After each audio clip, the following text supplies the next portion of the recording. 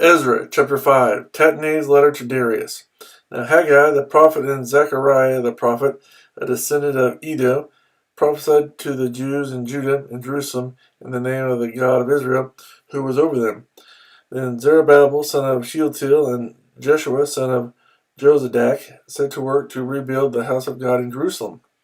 And the prophets of God were with them, helping them. At that time, Tattenai, governor of Trans-Euphrates, and Shethar-Bozenai and their associates went to them and asked, "Who authorized you to rebuild this temple and restore this structure?" They also asked, "What are the names of the men constructing this building?" But the eye of their God was watching over the elders of the Jews, and they were not stopped until a report could go to Darius and his written reply be received.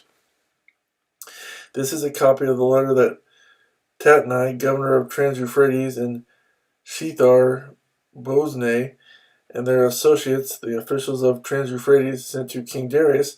The report they sent him reads as follows. To King Darius, cordial greetings. The king should know that we went to the district of Judah to the temple of the great God. The people are building it with large stones and placing the timbers in the walls. The work is being carried on with diligence and is making rapid progress under their direction. We questioned the elders and asked them, "Who authorized you to rebuild this temple and restore this structure?" We also asked them their names so that we could write down the names of their leaders for your information. This is the answer they gave us. We are the servants of the God of heaven and earth, and we are rebuilding the temple that was built many years ago, one that a great king of Israel built and finished. But because our fathers angered the God of heaven, he handed them over to Nebuchadnezzar, the Chaldean, king of Babylon, who destroyed this temple and deported the people to Babylon. However, in the first year of Cyrus, king of Babylon, King Cyrus issued a decree to rebuild this house of God. He even removed from the temple of Babylon the gold and silver articles of the house of God, which Nebuchadnezzar had taken from the temple in Jerusalem and brought to the temple in Babylon.